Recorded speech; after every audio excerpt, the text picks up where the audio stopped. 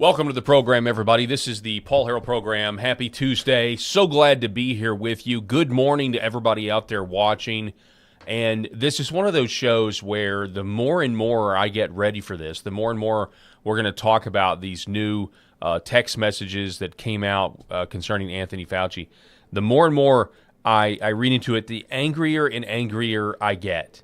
The more testimonies that I read from fathers and mothers who got pregnant and lost their babies in the first trimester. Now we're finding out, according to these documents, that they knew 82%. There was an 82% increase in people that took the vax, women who were pregnant that took the vax that had a miscarriage in the first trimester. And it's not just the first trimester. We've got testimonies from people saw this with their own eyes. Okay, people heard about this with their own ears. They heard about, hey, so-and-so lost their baby. This was all going on like crazy in 2021, 2022. You have not just the first trimester. You have people testifying. When I say testifying, I just mean they are speaking out. There are people speaking out saying, look, we were in the third trimester, and we were pregnant. We didn't get the shot. Friends of ours were pregnant. They did get the shot under compulsion to keep their jobs, and they lost their child. Anthony Fauci is a mass murderer. And ladies, and it's not just Fauci. It's not just Fauci. I want you to seriously take a moment today, take a moment this morning, not just for outrage's sake, but take a moment and think back to everyone who was telling us to get this shot. And many people did get it, and many people now know that they shouldn't have. And you know, we had a conversation last week or a couple weeks ago with Eric about that. There's a lot of people that know more information, a lot of people that regret it. But the bottom line is, think about it's not just Fauci. It is a systemic institutional problem that was foisted on the American people. We were attacked, ladies and gentlemen. We were attacked by our own institutions, and there has got to be remedy to this. There has got to be accountability for this, or we are not a serious country. We're not a country, in fact, if we can't get accountability here. For Fauci and everybody that's behind Fauci pulling the strings. We're going to talk about it. Also, we got positive news with the vaccine schedule from President Trump, a breath of fresh air out of the Oval Office yesterday. We're going to talk about that and much more today over the next 2 hours on the Paul Harrell program. It starts right now.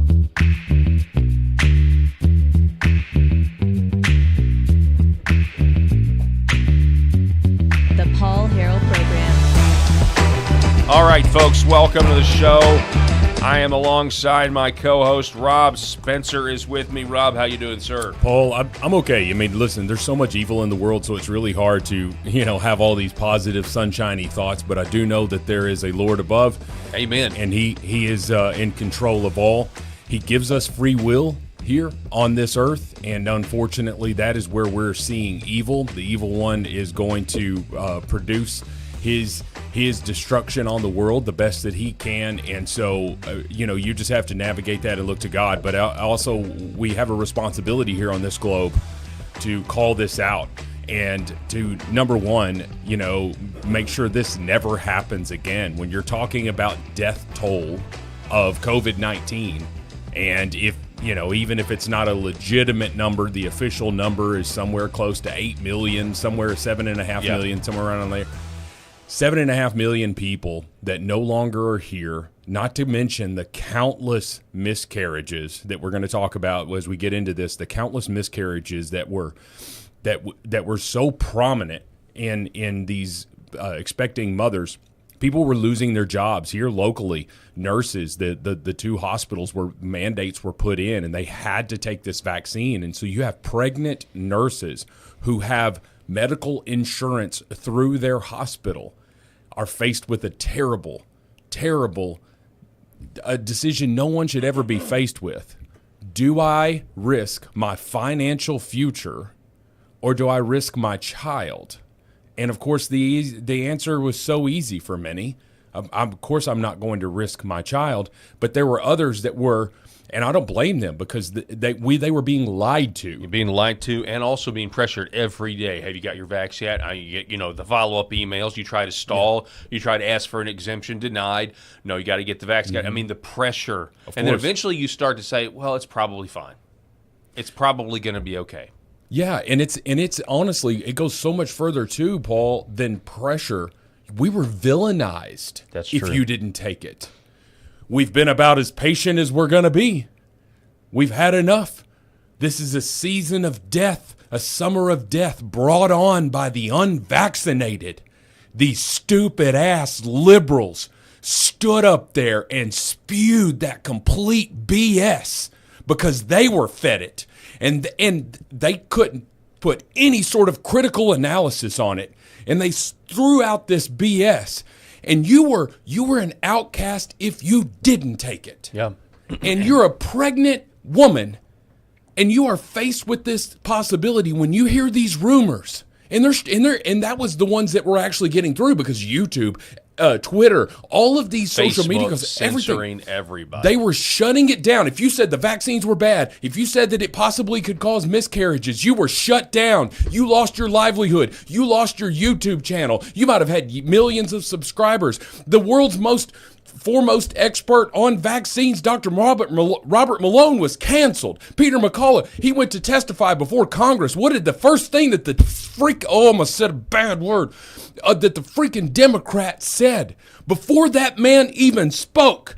What you're about to hear is misinformation. How the hell do you know?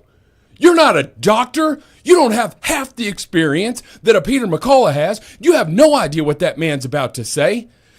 How dare you get to shoot him down in the quest for your ideological greatness? And you got a damn mask on that came from a box that says will not protect against the coronavirus, and you're telling me I have to wear that mask because I have to be protected from the coronavirus, and we're getting canceled, we're getting called evil, we're getting the freaking tip lines from people like, dumbass Tim Walz up there in Minnesota, where you could report your neighbors if they're standing outside on their front porch. You want to say that the Democrats, we can coexist with that? You could kiss my ass. I am so sick and tired of me having to coexist with the Democrats. Millions of people died. Yes, I'm mad about it. I've been mad about it for 6 years. And now we have the proof that our own government was trying to exterminate its own citizens. There is no other explanation. All in the name of money. All of this money gets funded into research, gets funded in. They create this virus. They unleash it. Then the money gets funneled into these Pfizer, Johnson & Johnson, all of that. Then they are excluded from any sort of accountability. You can't sue them. We're going to give them all this money, and then they're going to make billions and billions of dollars. Yeah. Well, guess what? The people that approved that funding, they get money back. It's all a big money laundering scheme. They're evil, and there's a special place in hell for people like Anthony Fauci. Yeah, I mean, you got right into it, and we're gonna continue to get into it. And I think what you just said is true, and I think it resonates with the audience completely. But before we go any further, because we do want to get into this, I do want to remind you guys that the Paul Harrell program is powered by the Healing Veterans Project. And you can go to healingveteransproject.us to donate. We're trying to get veterans red light panels that have been prescribed by doctors that are not this that are not part of this giant. If you are hip to red light therapy and you're a doctor, you are not part of the traditional medical industrial complex at all that we're now critiquing, and we're going to continue to critique on this show today. Healing Veterans Project, we've got a list of veterans that need the red light therapy. They've been prescribed by the red light therapy, but the Veterans Administration will not give them the red light therapy, and they can't afford it. So this is where Healing Veterans Project comes in. Scan the QR code on your screen. Go donate right now. Also, email me, paul@healingveteransproject.us, if you're a business owner or a retail business owner, or you have a business. We want to talk to you. We want to partner with you, and we can work out a deal. And this has been really exciting. We got an email response the other day from a business owner who wants to help us, and so we're really excited about it. But email me, paul@healingveteransproject.us, and we will make it happen. Rob, now it's time for a new segment that I am calling the Pandemic Paper Trail.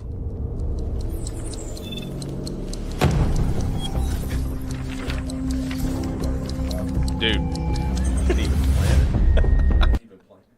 All right, so the Pandemic Paper Trail, you've heard the news. Rob already been talking about this. This is from The Last Refuge headline. Senator Ron Johnson reveals Fauci text and horrific vaccine-induced abortion rate hidden within the data. You know, you got to the crux of the issue, Rob, just then.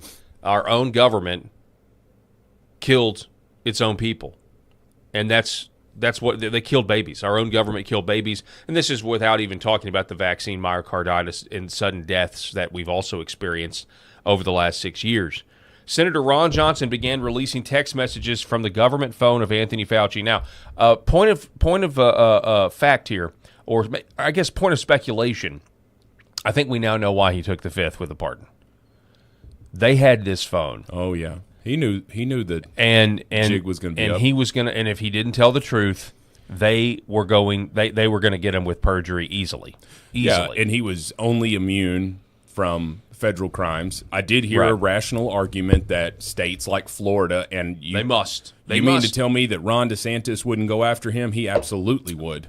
I think the Attorney General of Florida is already pursuing some form of investigation. Yeah, this man must be charged. In every state's attorneys general, especially from a red state, we should all be demanding.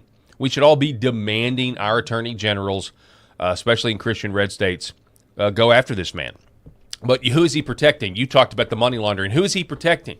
Well, I mean, he's protecting the government. He's protecting Pfizer. He's protecting this. And you know what? I'm sorry, but I know they have qualified immunity from being sued. But there is literally no company on earth that can put out a product that kills people in mass and not be prosecuted for it criminally. Now, you may not be able to sue for damages, but you can go after those people criminally, as far as I'm concerned. You have to have somebody with the cojones to do it. Well, I mean, what about the adverse reaction website that was being criticized when they said, "Oh, those aren't real numbers"? Wait a minute. No, these are real people on here that are talking about their adverse reactions, including, just hearing loss, all of these things. Now we're experiencing people are experiencing long COVID, all of these things. My dad got the shot against my urging, say don't do this. Got double vision. Yeah. Got double vision for like 3 or 4 weeks. Yeah. Now my father, in his genius, because he's a optometrist, he just made himself some glasses that like correct it. Which I thought was ingenious. But I know people that they suffered from this. Well, if the vaccine was as safe as they said it was, why did Pfizer and Moderna and Johnson & Johnson, why were they immune from lawsuits?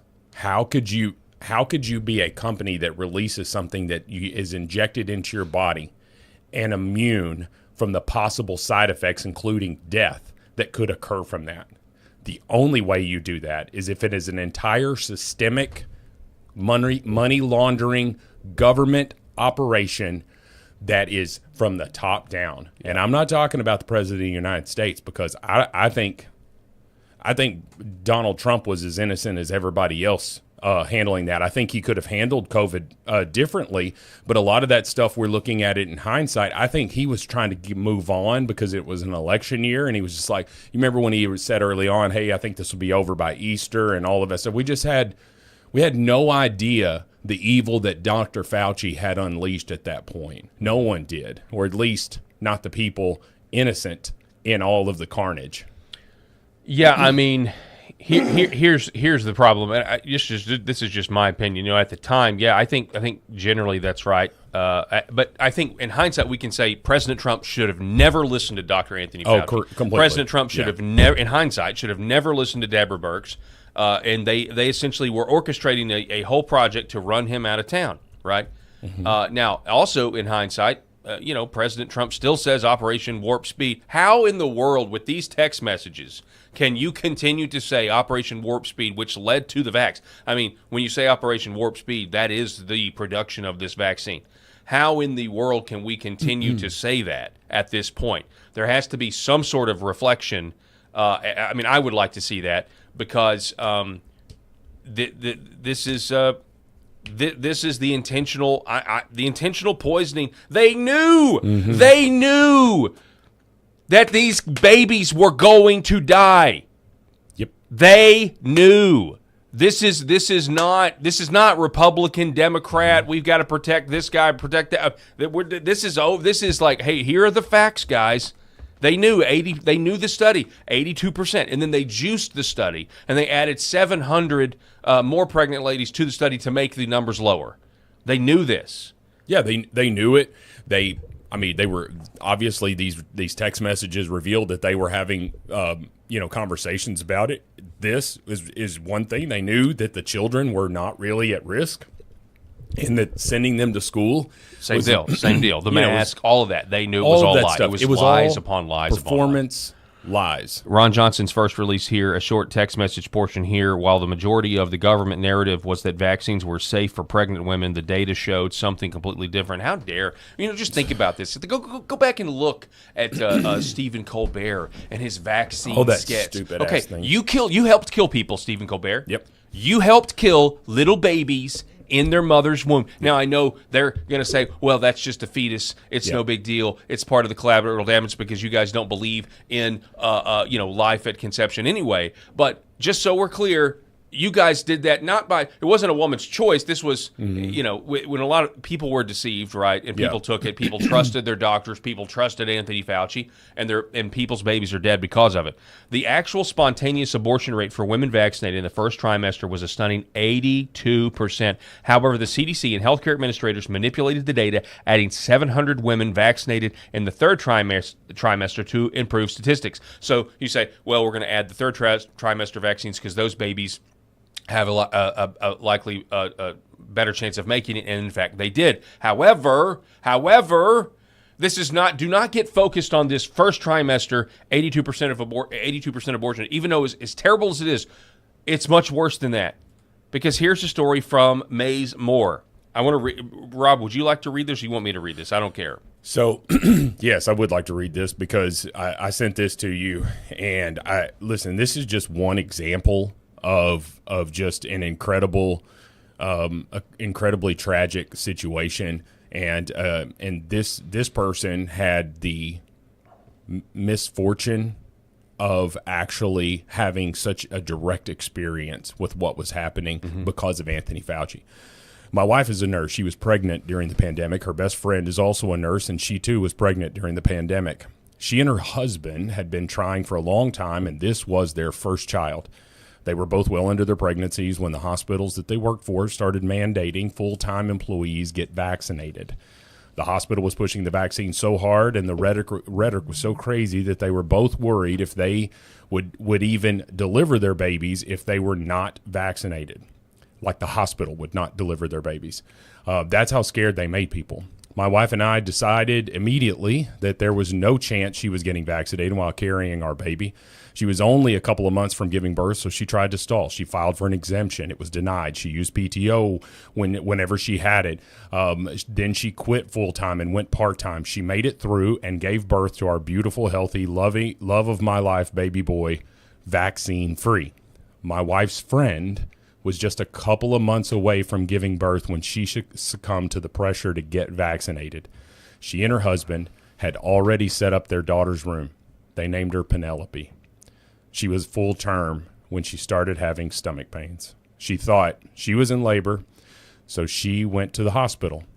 The doctor told her that the baby was no longer alive. They induced labor, and she delivered a dead little girl.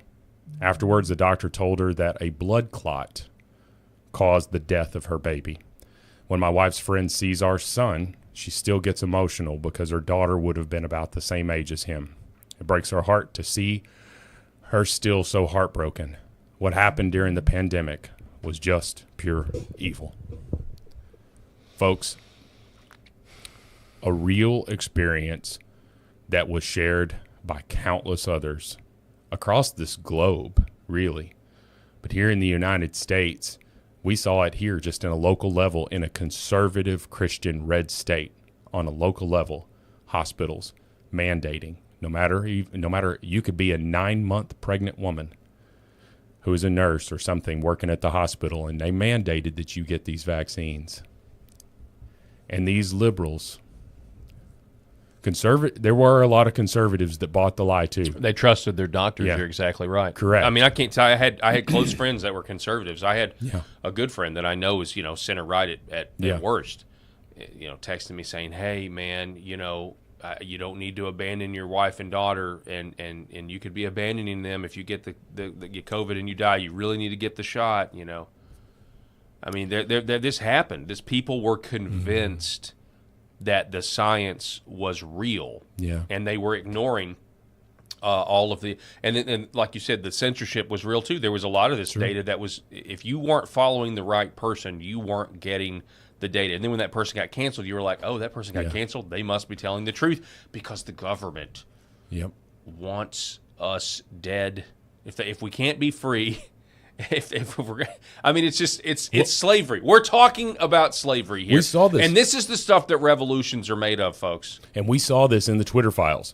This was directly coming from the Biden administration when they were asking or almost demanding that X and Meta and all of these places censor these accounts that were speaking out against the vaccines. You weren't even allowed to say anything. Name anything that is safe, effective, what everybody should do, that has to be where the dissension has to be censored. Name anything where that's an actual scenario, because if you're having to censor the dissension, people that are saying no way, wait, I'm not doing this. No. You can just say that. We'll allow you to talk bad about the vaccine. That would have a lot more credibility from folks. I guess I got a little fired up earlier because my voice is whatever. It's okay. I'm disgusted. I'm literally disgusted. Yeah, but they shut down any debate, and it goes to YouTube, Google, all of which is the same company, all the social media companies, everything. And had Elon Musk not bought Twitter, we may not know the true depths of what we were dealing with. I think that the Twitter files is what led to this. I think you could draw a correlation back to the Twitter files and those being released to see how bad the government was influencing the information campaign. Excuse me. I think you're right. Here's another one. Here's a guy by the name of Daniel Keene saying, we had a miscarriage in 2022 after one shot of the vax. I don't even know. I said at the top of the show, are we even a country if there is not some sort of accountability? Tyler Oliveira once, after a fair trial, of course, his execution live streamed. These are just some reactions. Matt Walsh, quote, Fauci must be prosecuted. Anyone who thinks Fauci is legally immune at every level, in every state, for every crime because of some preemptive pardon issued by Biden's auto pen is an idiot. He can be prosecuted. And he must be. Hear, hear. He must be. He must be. This and again now. Look, we've known that there were miscarriages involved with these shots for a long time. Pfizer tried to have the court documents that proved this buried under seal for 50 years. To your point about dissent, you don't ask a judge to cover up court documents for 50 years. Sure. Okay. So they came out, and I think this was Naomi Wolf who was instrumental in working on that about what these shots were doing to pregnant women. So we've known, and that's what's so frustrating here is there's a lot of people that are finding this out for the first time, but there's a whole bunch of us that have known this has been going on for the last 3-4 years. Yeah. We've known this. But it's great that it's getting more, getting out there. But here's the deal. It has to result in accountability, or this is all just performative theater, right? Mm-hmm. A lot of people criticized the committee process. A lot of people criticized because it seemed theatrical. Once he was going to plead the fifth, all we had was these performative things that are great for fundraising for these congressmen's campaigns via emails. Look how I owned the left. Look how I owned Fauci. And so that's just me kind of being skeptical about the whole situation. Then we found out on Thursday night into Friday, that they had the phone. Now we get the text messages really quickly. Now we've realized why he's taking the fifth, because they've got him dead to rights. And there was no way he could have testified without exposing all this. So now it's exposed. So now what do we do? And look, I mean, I've said for a long time, one thing that could unite this country, especially about the vaccines, which we're going to talk about the vaccines in a minute. There are liberals and conservatives who have had their kids vaccinated from birth, stuck 70-something times. Mm-hmm. And I said at the time, if it ever came out and the left actually admitted it or believed it the way the right would believe it, that these vaccines, that they have they knew these vaccines have been causing autism. If it ever comes out that that's the case, they know it and they've done nothing, which I think it is, you could potentially have a unification around our children that would terrify the elites, that would shake them to their core. You mess with our kids?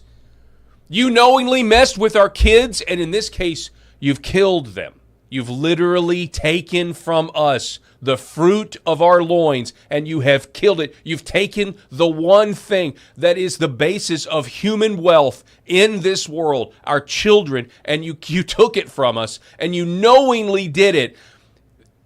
Wars have been fought over so much less than that, and I am sick to my stomach about it. And I'm telling you, if something's not done, and it's not just Fauci, but I'm fine with making him the poster child, but it's everybody who he's protecting. It's the vaccine companies. It's parts of our own government, and they've all got to be prosecuted. I don't even care about Russia collusion anymore. I don't care about it. I really don't. I care about this way more. I don't even care about Thomas Crooks. I mean, I can't care more than the Trump administration. Right, about trying to get to the bottom of that. I care about this way, way more. This is direct harm against the American people. And if to your point, Paul, if this can't be prosecuted, if this has no accountability, nothing can. Mm-hmm. Yeah, nothing will. And if you can't go after this man with the full force of the legal system, and he should, if he's worth his salt at all, in terms of his trying to have some sort of freedom, he's going to have to roll over on everybody. And whether he will or whether he won't, no. He just seems like he's going to be too proud, probably. But I wish he would. Every text message, every person on the receiving end of it, everyone who knew must pay. Here's the Katie Pavlich. This is a quote from what's been released here. The deception was institutionalized in the now infamous Shimabukuro study published on April 21st, 2021 in the digital version of the New England Journal of Medicine. The authors claimed a miscarriage rate of 12.6%, but the raw data revealed an 82% miscarriage rate in women vaccinated during the first trimester. This is consistent with the 81% miscarriage rate noted in the Pfizer 5.3.6 post-market data and is discussed in detail below. These figures mirror the effects of chemical abortion drugs. They mirror the effects of abortifacients. Here's the texts. More texts reveal that Biden-era U.S. Surgeon General Vivek Murthy responded to Fauci's concern about the COVID vaccine in pregnant women by adding, "I've been hearing concern about the mRNA causing mutations in the developing fetuses as well." Quote, "This is really helpful. Thanks. I've been hearing concern about the mRNA causing mutations in the developing fetus as well. That's a really good point.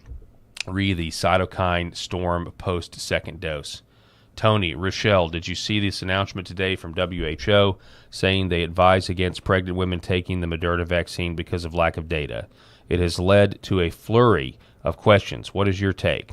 I imagine we will all get asked about this. Then we've got more. Fauci text on January 25th, 2021, that the COVID vaccines could kill a first trimester unborn baby. 82% miscarried in an April 2021 study. Then he went on TV for the next few months urging pregnant women to immediately get vaccinated. That right there. I mean, there's more. There's so much more. But holy crap. That right there. 82% of these pregnant women in the first, and what is it, second trimester or first? Okay, first trimester, that they saw an 82% increase in these mothers miscarrying. Now, first trimester miscarriages, from my understanding, are a lot more common than sort of later term miscarriages.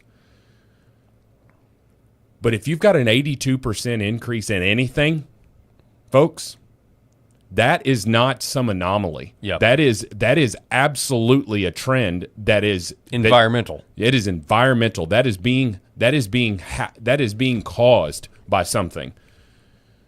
82%. And then he goes on television after that. Yeah, take this vaccine. Wasn't his wife on the board of Pfizer? I believe so. I know she had some sort of interest in remdesivir too. Yeah. I remember hearing that about that drugs. I mean, is that to me that's a smoking gun. That is it. I mean, that's literally, that's you're in the history books with some of the worst mass murderers that there are, that just intentionally lie to their own people to get them killed, or intentionally throw them in gulags to die. Whatever it is. I mean, it's and by the way, this is not just about miscarriages. I think you could also chalk this up. I mean, everybody knows somebody with their own story about this when it comes to what the vax has done to them or what they think it's done to them. Because you also have the issue of infertility. I've got family that went through this. Cousin that went through this, where before the vax, right? They already had one child. Before the vax, they got pregnant, right? And they did have a miscarriage. And, they were trying to figure that out. And then they had another one, another miscarriage. But this is before the vax. But she was consistently getting pregnant. And this happens to a lot of women, right? But then she got the vax because of some reason. She had to get it in order to travel somewhere. Haven't been able to get pregnant since. This is a young couple, and so they credit, both of them, because I talked to them earlier this year. They volunteered this story, and they said, we believe that the reason that after that vax, there was just no more. There was no more pregnancy. So there's some people that believe this has made them sterile. Yeah. I mean, here's the deal. I'm not saying I can't prove it, but I had perfect blood pressure prior to 2022, and I got COVID in 2021, and I had no blood pressure issues whatsoever. I got up to recently where I was on 6 different blood pressure medicines. I have lowered it down considerably just due to lifestyle changes and all of that. But I was there were a couple of times where I tested it and it was 180 over 120. And I looked it up, and it said, if you're 180 or 1 over 120, you need to get to an emergency room.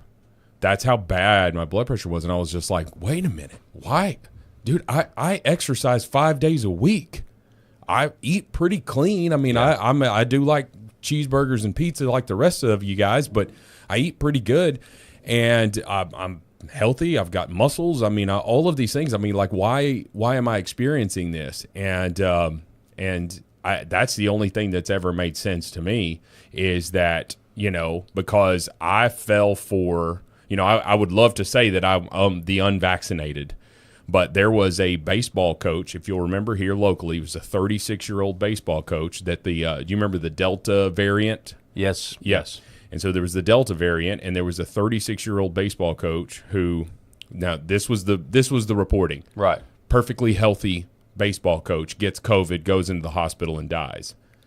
And we had our youngest, Millie Kate, she had a lot of health issues, and she had to go to the hospital a lot during her first couple of years of life. She had 9 surgeries in her first couple of years of life, and she's doing great now.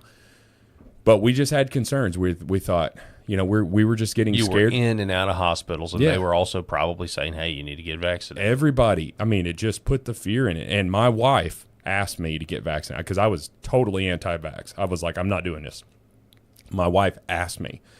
But in her defense, she's hearing it, at the hospital, all of this stuff. And I think I would say I'm a medium intelligence person, but I'm extremely critical of the situation. I knew what they were saying about the vaccine wasn't true, but I thought, well, maybe it does help.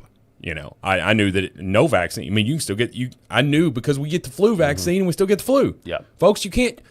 What do you mean, Rachel Maddow with her BS? The vaccine stops with every vaccination.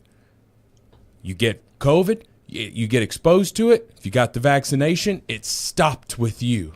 It was all a blame game for us, right? So, but I knew that all of that was BS, but they were telling us with this new Delta variant that it was the scariest one, right? It was coming out there. So eventually I did get vaccinated and started having health problems after that. So I got it easy. I'm sure people would much rather have, high blood pressure issues that's controllable with medication versus, what some of these women who lost a baby. Yeah, 100%. Yeah. Yeah, who now, suffer from infertility because of this stuff. And so, again, I just keep going.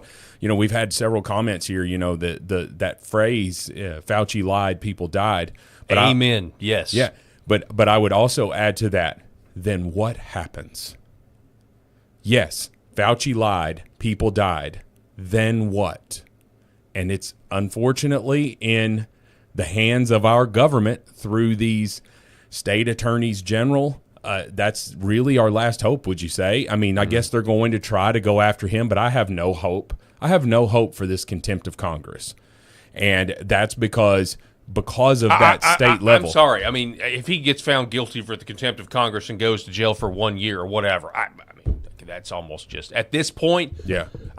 You can Al Capone somebody. They put Al Capone away for a while. Mm-hmm. Or didn't he die in prison of syphilis? Okay. Oh, I can't there remember. You go. That's a fitting death for Al Capone. Whatever. But, doing 1 year in jail and then, okay, well, we got him. No, not after this. Not after this. I'm sorry. Yeah. I'm not sorry, actually. I don't think we are radical enough. Matter of fact, that's what, who said this about that smoking gun? Oh, yeah, Aaron McIntyre writing this. Do not tell me I am too radical on Fauci. You are not radical enough. Here is this. This is another text message from Ron Johnson. He says Dr. Fauci was concerned in January 2021. Here it is. Dr. Fauci, quote, I asked around a bit more, and another issue came up that you need to be aware of.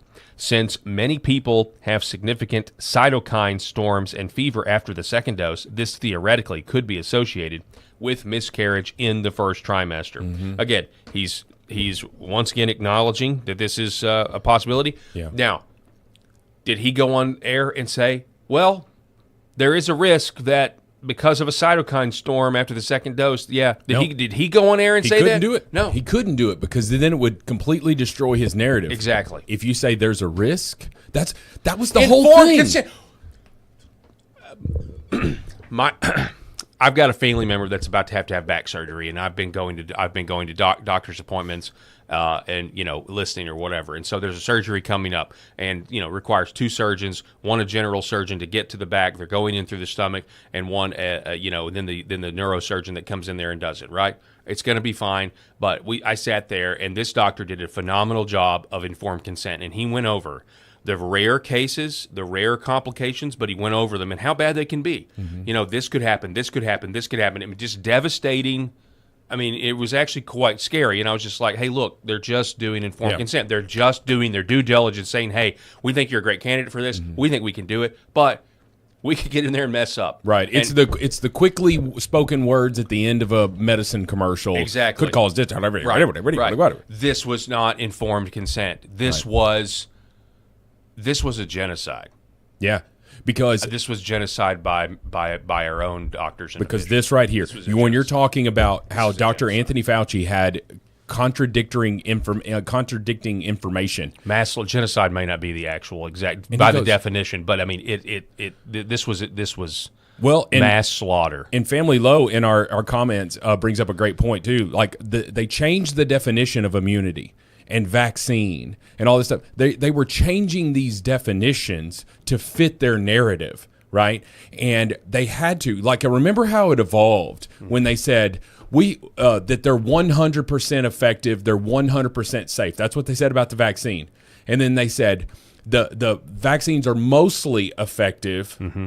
And that's why you need boosters and all of that stuff, but they're still 100% safe. And then they said, well, you might get the vaccine, but you get the vaccine and you might get COVID, but it won't be as bad as if you didn't have the vaccine. Completely, yeah. Do you remember the evolution that they went? And then you had a lot of us unvaxxers that were starting to hear about something called vaccine shedding because which I believe is a real thing, where people that got the vax were then shedding this spike protein that were getting unvaccinated people sick. Yeah. People talked about it all the time, how when I'm around people who have been vaccinated, I get sick now. Well, and you had those clinics. There's the platelet clinics where you go and you can donate your platelets or whatever for plasma. Thank you. I said platelets, but plasma. You go donate your plasma and you get money for it. And a lot of folks will do that. Well, do you remember how they were offering twice as much money for unvaccinated people?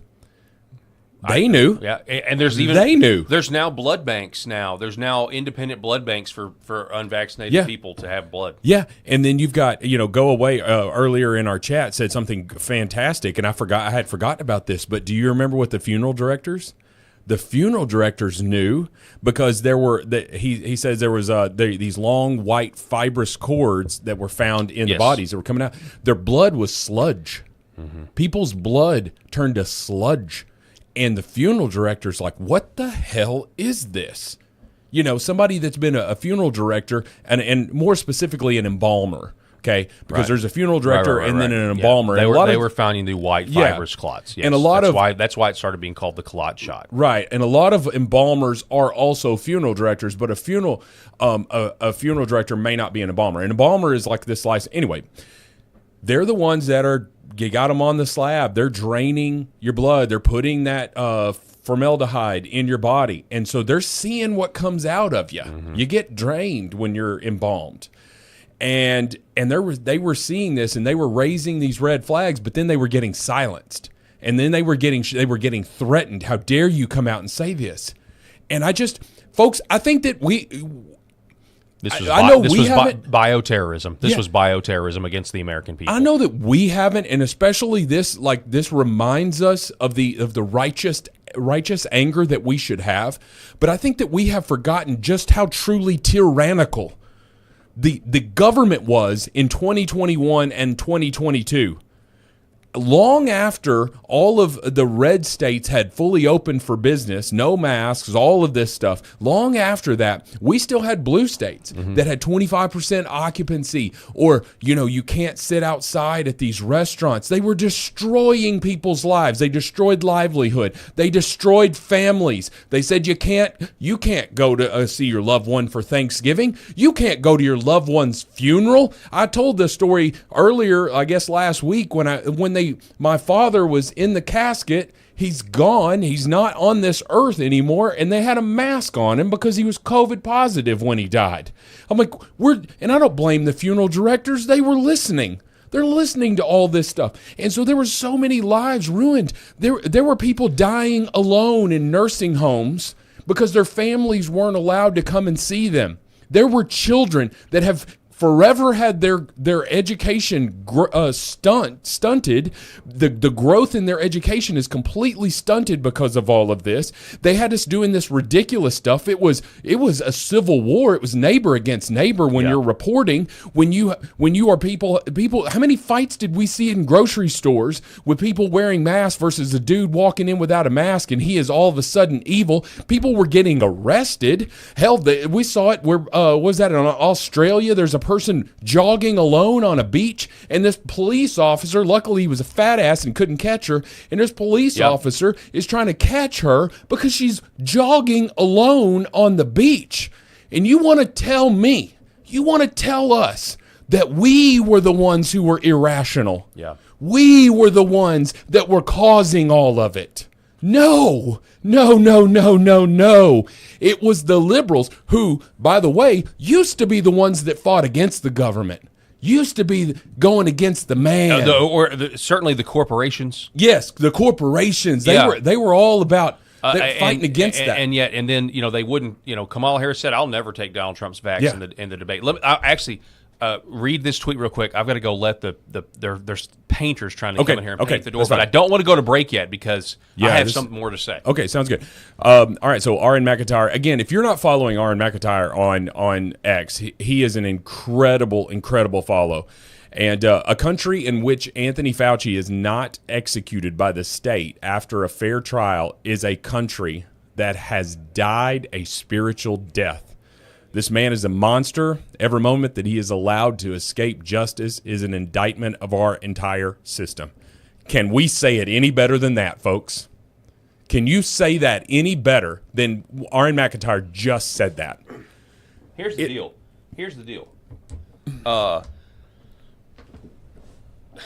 This was the problem with listening to Anthony Fauci and why Operation Warp Speed, in hindsight, and a lot of people have known this for a while. But I think we can safe to say if President Trump had not had the election stolen from him in 2020, there would have been no vaccine mandates. Okay? There would have been no vaccine mandates. There would have been a lot of people that didn't get this shot. But going along with this created this infrastructure to where when they did steal the election from President Trump, then the tyrants were able to go full bore, and basically Joe Biden, or the people controlling Joe Biden, were able to pick up that football, or I guess pick up the baton in like a relay race and do what they wanted to do all along. And that's my issue with it at this point. Well, there's another one, Paul. R.S. Herrera or R. Sherrera in our comments here. Great point. I forgot about this. Don't forget that congressmen and women were allowed not to be vaccinated. You remember that? Yeah.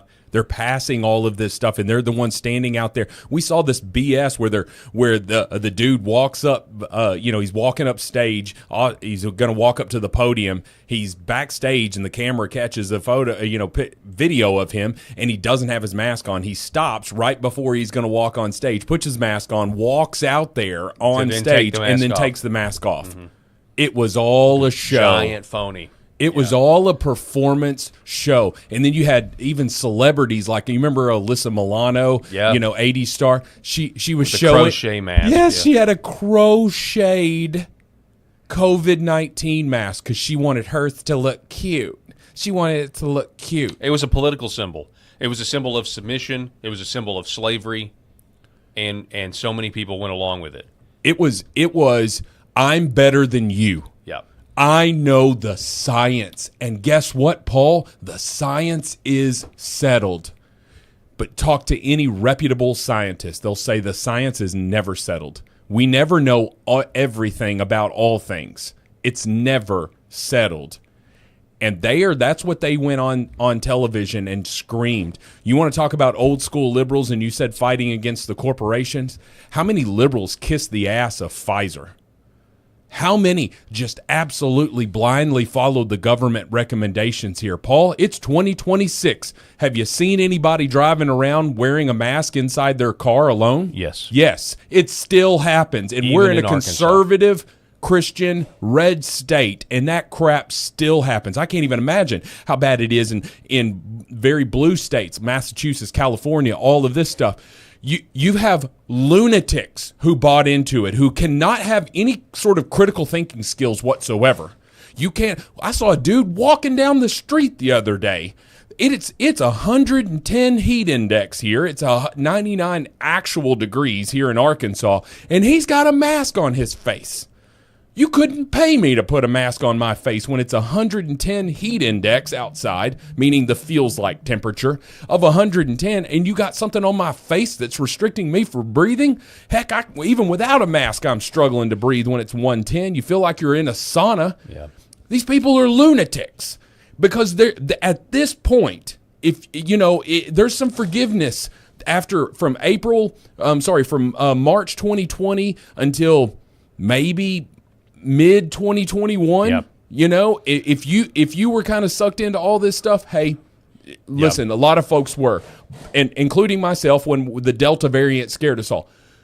But post that, especially post Elon Musk buying Twitter, if you are still fooled by all of this stuff, then it's willful ignorance at this point. You are allowing yourself to follow like mindless sheep. I agree, and I also think there needs to be some individual confession and repentance here from some. I mean, think about it if you're a clergy member. I saw somebody sharing a post of the late Tim Keller, who passed away of cancer a couple of years ago, but in 2021, and he was a very influential pastor to some.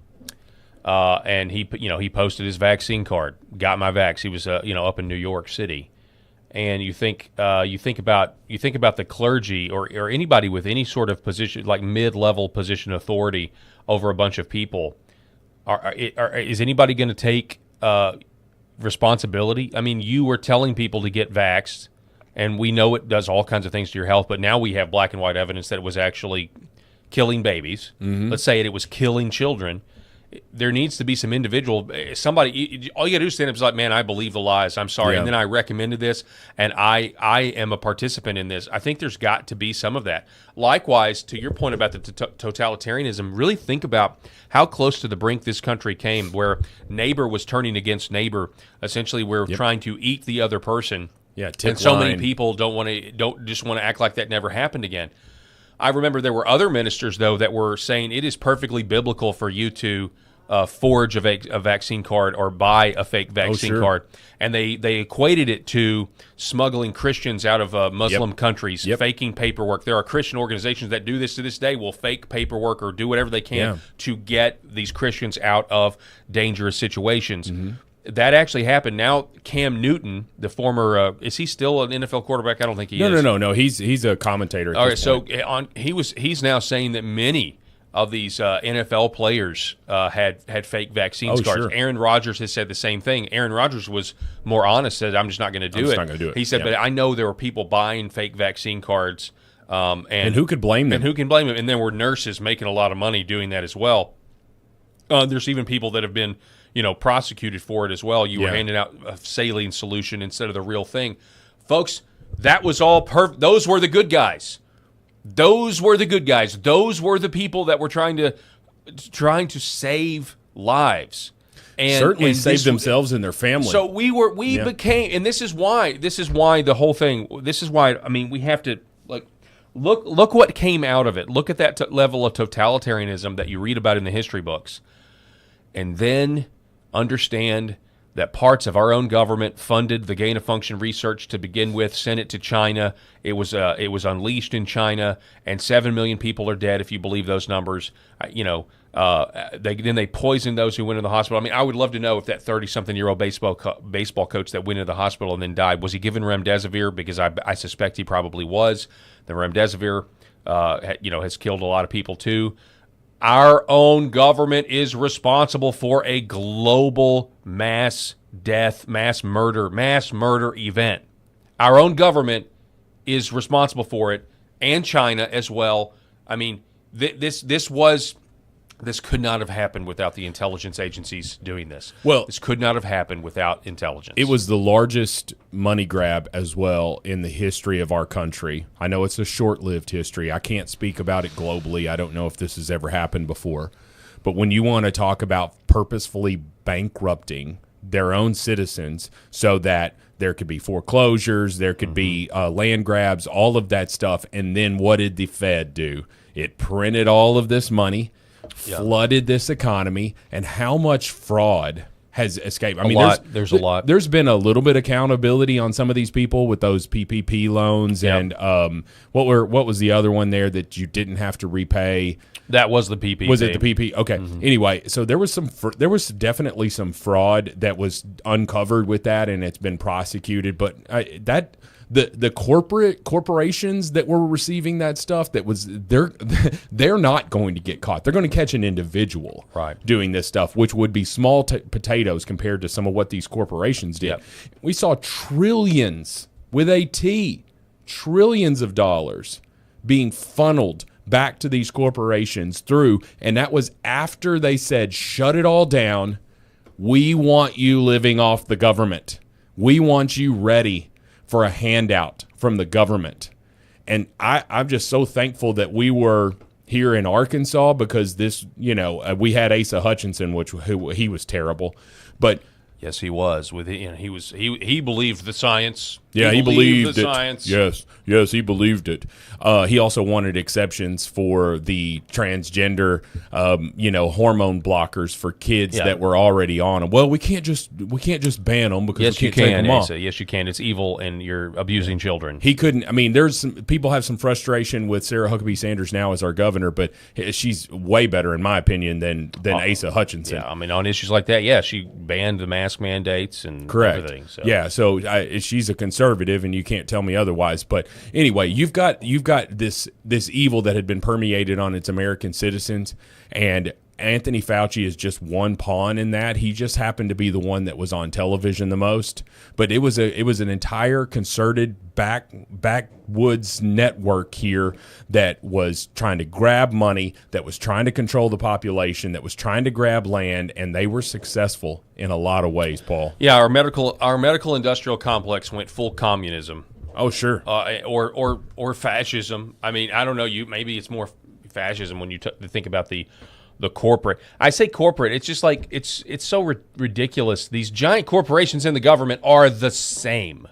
Oh yeah, yeah. They're the same thing now. There really is no separation between giant corporations and our government, which again is it would have been a Democrat talking point back in the 90s or in early 2000s. Oh yeah. And now it's patently obvious that all these people exist, the elite exists to essentially enslave the public, kill us at their will, put flock cameras everywhere. Flock meaning, we're all sheep. And remember, strengthen the herd. That's what they would say. Like, I got my vaccine. Strengthen the herd, meaning the herd mentality. And more people get vaxxed, the less. And then it was all lies. It was all lies, and people died. Fauci lied. People died, like you said. And now what? Now what? Now what do we do? How do we go forward as a country? And this is an issue that would largely, they want us to forget it. Hats off to Senator Ron Johnson for doing this. It's not just Fauci, but we have to go after Fauci. States attorney generals have to go after Fauci. We got about 30 seconds before we got to end this first hour on LFA and start our second hour. But, Rob, I'll give you the last word. Yeah, sir. Just a couple of comments. Fear was bought, Wanda. Fear was bought and sold successfully. I just got pissed off. They never scared me. How much money, Go Away said, how much money did Pelosi make on Pfizer stock? That would be interesting to look into. Yeah. We saw all of this. The corruption was big. Thank you, LFA. We'll see you this afternoon, our LFA audience. Yep. And we're continuing on now for, YouTube and X and all the other places we're streaming. All right, so we appreciate you guys. Thank you so much. We'll see you soon, and we're going to continue this march towards accountability and shouting from the rooftops that the American people must have it. Stay fired up. That's right. Stay fired up. Scream loud. Chimp out, as they say. We will be back here in just a moment.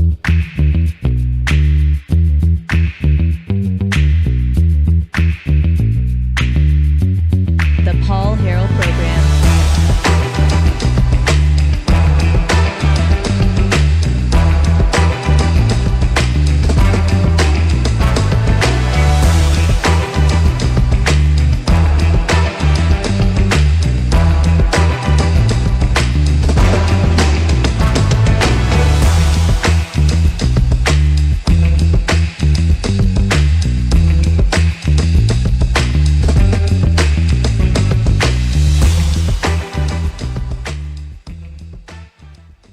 For centuries, light has been used to heal.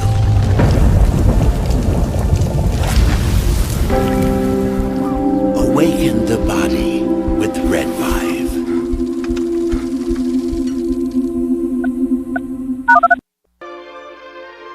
I had 5 units that I purchased for the practice right out of the chute. Well, those went the first week that I got back to Houston. So then we ordered another 5 and then another 5. And I think over the next, 6 to 8 weeks, we had ordered like 35 units. and they're gone. They're still gone out of the practice. So we're excited about moving more of these units for our patients because they need them. And so when you bring in new technology and your staff's thinking, oh, this is another thing that I need to handle during the day, I think it's a good idea to give them a little incentive. And I do it as a team. So if one person does well, the whole team does well. So they all support each other. And they got really excited about that. They love it. They'll bring a unit in, turn it on, put it on the patient's foot or leg, and they'll tell the patients, be sure to talk to Dr. Parker about red light therapy. And the patient will say, red light therapy, yeah, I've heard of that, And so I'll walk in and my nurse is she'll tell me, I've spoken to Mrs. Jones about this red light therapy, and she's really excited about it. So Red Vibe has been fantastic for our bottom line.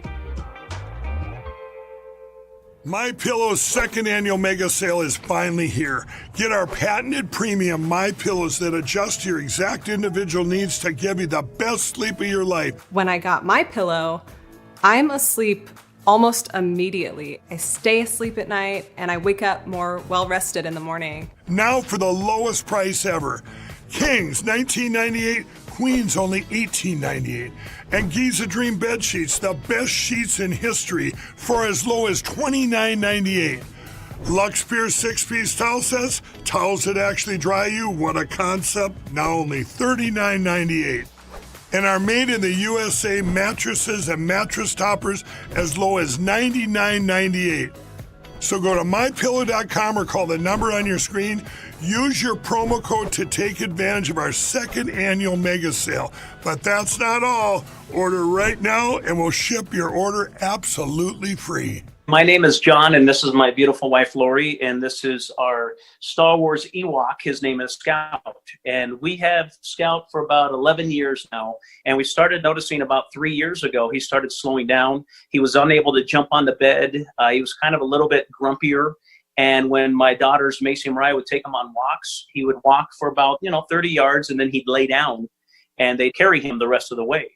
So I heard about Pet Club 24/7 and about the products from a gentleman that I really trust and share a friendship with. And he mentioned to me that they have products that are going to help him with his arthritis, help him build his immune system. And I said, okay, no problem. Let's try them out. And I kid you guys not, within about 2 to 3 days, we started noticing a little difference. And then we took Scout on a walk probably about a week after we started using the products, the Mush Puppies, and he would walk the entire way. He would walk at least a mile, and it's just been completely amazing. He's a new dog. He's 11 years old, which is around 80 years in dog years, and he's just happy. He's more energetic. He's not the grumpy old man he used to be, and we're just so thankful. And it was perfect timing because we lost our boxer Yankee about a year and a half ago, and it was really hard on us. So I'm so thankful for Pet Club 24/7 for the products that they offer. Imagine if you could have your best friend around one more day or one more week or even one more year. I'm so blessed and thankful that we were able to find this company and find these products for Scout. So thank you guys.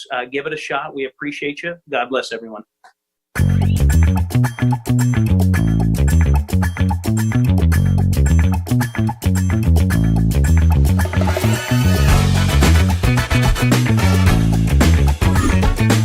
The Paul Harrell Program.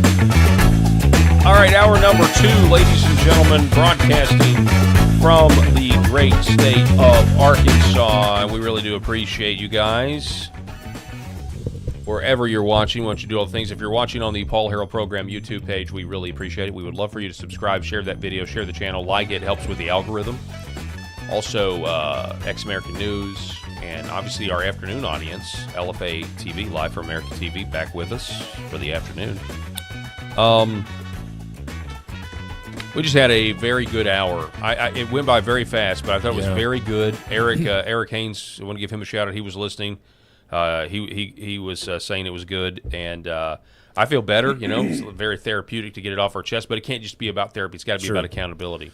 Yeah, like I said, to end that hour there, we've got to stay fired up, but it's got to mean something. We just can't be, shouting into these microphones. It's got to mean something, and that's why we've got to hold these people accountable in every way. But in kind of keeping with this, in this death cult that is taking grip of our society and our own government, poisoning the population, women losing babies, Democrats are being consistent with that message because yesterday the governor of Massachusetts, somebody that goes by the name of Maura Healey, signed a bill to grant abortions in that state up to birth. This was the signing ceremony, and this is what it sounded like.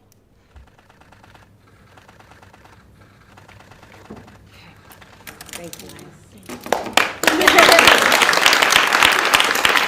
All of these liberal women up there. Abortion up to birth. Obviously, shouldn't happen at all. But it just goes to show you that all of this is just fallible men, in this case women, drawing arbitrary lines about when murder is acceptable. So I'll never forget the testimony in front of Congress where a former abortion doctor, and that's all he did. That's literally all he did. It was to perform these abortions, and the number 7,000 is in my head, but I feel like it's actually more than that. But anyway, regardless, he had performed countless, and he described in grotesque detail the procedures for abortion and how they ripped the baby apart in the womb. They ripped the baby's arms off, ripped the baby's legs off, all of this stuff, just an incredibly evil thing. And he said that he looked at an aborted baby once, and because this baby is laying there after they've killed it and removed it from the mom's womb, and he looked and he just said, "This was my last one. I'm done. This is evil. This is I don't know I think it's God talking to him at that moment." But I'll never forget he also said the same thing that Charlie Kirk used to say, that an abortion, especially a late-term abortion, is never medically necessary. And so when you think about this, a 9-month pregnant woman can make the decision to have an abortion now in the state of Massachusetts. Or they could say, well, my doctor felt like it was medically necessary. Okay. If the baby is a few weeks from the due date, why don't you just deliver the baby, induce the labor, get the and if you don't want that baby anymore, give him or her up for adoption. But they're already in this late term. They've got a chance. There are so many people that are born. What is it? 20? They say that as low as 20 weeks, a baby has a chance, and 24 weeks, they've got a darn good chance of making it through with all the medical advancements that we have. And that just wasn't enough for these ideologically rotten, evil, liberal women who say that abortion is health care. It's not, regardless of what a doctor who performed abortions sitting in front of Congress saying that it's never medically necessary. It's never medically necessary to have an abortion. You just deliver the baby. And if the baby doesn't make it, then at least you didn't kill the baby. You didn't purposely bring about the end of a life. Yeah. Excuse me. I've never talked about this. I don't even think I've ever even told you this, Paul. But I was married in my very early 20s. Excuse me. Let me get a drink before I tell you the story. All right. Appreciate the honesty. I was married in my very early 20s. It was a volatile relationship. We were kids. We didn't know what we were doing. It didn't last very long. But she was pregnant, and she made it to a week before his due date. And I've known you for 20 years. Have you ever heard this story before? I've never heard this story, man. Yeah. She made it to a week before her due date. And I got a call from her mother, and we just did not get along during my the pregnancy with my ex-wife. Like, her mom just didn't care for me. It was just a doomed relationship, folks. We've probably all been there. But Anyway, she called me, and I somehow knew, Paul. I knew I can tell you exactly where I was here in Jonesboro.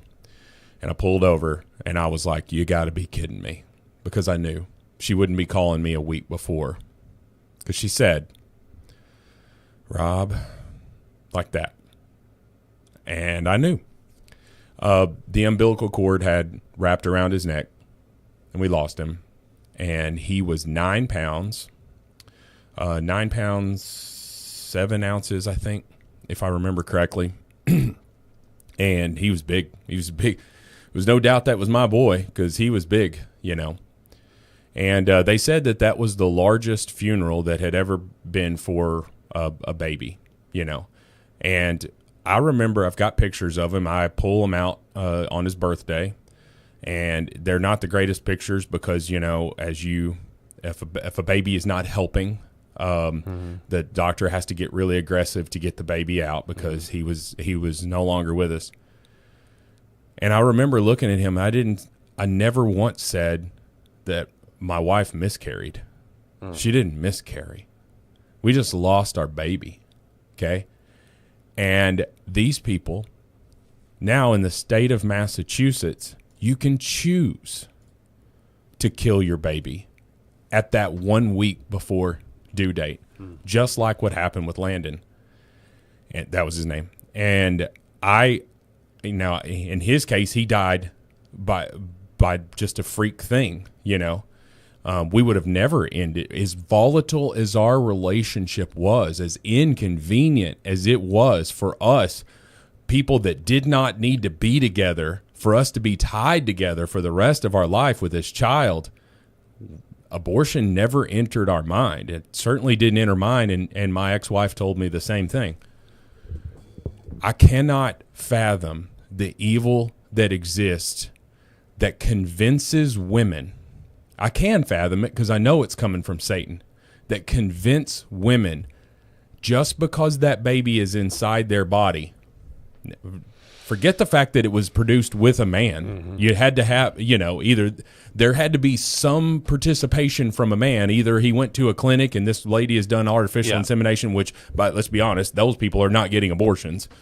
It's either that or this two people. The old-fashioned way. The old-fashioned way, correct. So a man has a say in this. Unfortunately, he doesn't in many of these women's minds, and unfortunately but also with state. But he's got to pay for it. You cannot opt out of it, but you mom can kill it, but you can't Yes. abandon it. Now, I'm not trying to minimize a mom's role. Of course, they produce a baby. They can feed a baby with their body. Like they got a bigger part to play in it, but it's our child as well. That Landon had my DNA as well as my ex-wife's. And so these people think, hey, the father has no say because this is a woman's right to choose. But they're forgetting about the fact that baby, I mean, they're not forgetting it. They know. Yeah. They know. That baby has its own heartbeat, has its own DNA, has its own body, Paul. They resent God's order. They resent the fact that God made them as vessels to carry life, and they do not want to submit to that process. And so and I think fundamentally, if you really want my honest truth, I think deep down they really resent the fact that men don't have to have this problem. They resent the fact that God created male and female, and the female has this specific responsibility and duty, and they don't like it. They do not like how they were created. I think fundamentally it's very similar, kind of adjacent to the trans thing. I really feel like deep down that's kind of what this is. Well, it's not fair. Yeah. We're supposed to be equal, and you guys don't have to drop out of the workforce for 9 months. I really think fundamentally that's what this is. Paul, let me ask you this. I would like a liberal, if I don't know if this is going to get clipped up as one of our shows, but I would like someone who is pro-choice that absolutely believes in the unfettered right for a woman to choose. Answer me this question. This scenario, a husband and wife are pregnant with a child, and the wife is pregnant, and they are a couple of weeks from their due date. The wife, unfortunately, finds some text messages that her husband has been having a multi-year affair with her own sister or something like that. or a friend or or something. The husband and the wife immediately finds this stuff out and knows that this is the end of her marriage. And this is the only child that they have, and she says, I am not going to be tied to this man for the rest of my life, this piece of garbage. How dare he betray me like this? Massachusetts, that woman can end that pregnancy. Yeah. Can end this fully grown baby can be murdered in the womb. And you say, well, you're talking about a scenario that would never happen. Then why do you need this law? Mm-hmm. Why do you need this ability to have a third trimester abortion? Why do you need it? Well, because our doctor might the doctor might decide, just deliver the baby. Deliver the baby. If you're in the third trimester, give that kid a chance. For the love of God, deliver the baby. Give that child up for adoption if you have to. Oh, no, it's too painful. I could never give my child up. I'll just kill him. That is an actual argument that they do make. Yes. It's you're exactly evil, right. Paul. And Well, you can't have you can't give me a rational. I would love it if this gets clipped up. I want to see it in the comments. Give me a rational reason. Give me a rational reason that there needs to be completely unfettered access to abortion. Yeah, not special circumstances. Not that you have to say that the doctor has to say, "Hey, this honestly, I know that we could just deliver this baby, but honestly, if this baby is delivered, it's going to kill the mom." Most moms are going to do it anyway. They're going to go ahead and take that chance. Yeah. The same thing we see where moms get diagnosed with cancer while they're pregnant and they refuse chemo until after the baby is delivered because they know that that's maybe potentially a death sentence for them. In the comments, tell me. Give me a reason that there should be unfettered access. Well, because you don't have a uterus. That's why. I don't get to decide. That's why. I don't get to decide. So all three of my children are adopted. Yeah. Their birth mother 100% could have made a different decision, and I thank God every day that she didn't. But I'm telling you, I don't care. It doesn't matter that I am a man. I am affected by the fact that this could have gone differently for my children, and it does go differently for millions and millions of children. It sure does. So as you look at this scene here and this governor, again, Maury Healy, signing this bill for murder. Trash. I'm reminded of a quote from C.S. Lewis, writing in the Screw Tape Letters, as a demon writing to another demon, where he says, quote, I live in the managerial age, in a world of admin. The greatest evil is not now done in those sordid dens of crime that Dickens loved to paint. It is not done even in concentration camps and labor camps. In those, we see its final result. But it is conceived and ordered, moved, seconded, carried, and minuted in clean, carpeted, warmed, and well-lighted offices by quiet men with white collars and cut fingernails and smooth-shaven cheeks who do not need to raise their voices. Hence, naturally enough, my symbol for hell is something like the bureaucracy of a police state or the office of a thoroughly nasty business concern. You're seeing that. Those words written by C.S. Lewis all those years ago, you are literally seeing that, the greatest evil. It is signed and minuted. It is being done right there on the screen for all of us to see. I listen. We've got you and I, Paul. The last time that we had a serious discussion about abortion, we posted clips online, and we had longtime friends disagreeing with us, very, very frustrated with us. We had our post went semi-viral where we were hearing from people all over the country that we just had never heard of and probably had never seen our show before. And they kept talking about how we're two dudes, making this assessment here. Mm-hmm. And I just want to tell you that I will still be friends with someone who believes in late-term abortions. Someone could sit and have this argument about it, I think, at any point, especially once the heart is beating. Some people will say conception, all of that stuff. But for me, in a non-religious point of view, the end of your life is when your heart stops beating for a prolonged period of time, but obviously excusing the fact that you could be resuscitated if you're an adult or something. But when your heart stops beating for an extended period of time, that is the end of your life. Does it not stand to reason that your life begins when your heart starts beating, which is as early as 6-7 weeks, right? Oh, I just said 6-7. But I believe the 7 weeks because of our 7 weeks coffee and all of that's pro-life organization. Anyway, so I think that that's a non-religious argument that you could make. If you are ceasing a beating heart, how do you say, if you're purposefully doing that, how do you go forward and say that's not murder? You're ending a life. It's the very definition of it. And so although I will still love my friends, I'm not a kind of person that's just going to completely delete somebody from my life. I'm going to still love them, but I'm going to wholeheartedly disagree with them, and I'm going to pray that they have some sort of conversion like that abortion doctor did, where he realized the evil that he was advocating for. Yeah. A lot of people say the women don't like that, though. The feminists don't like that because a lot of times, that people don't even know they're pregnant until there is a beating heart, until you get 5, 6, 7 weeks in. A lot of women just find out they're pregnant then, and so that's why they don't agree with you there. Did something happen 7 weeks earlier that could have possibly given us a clue? Yeah, maybe.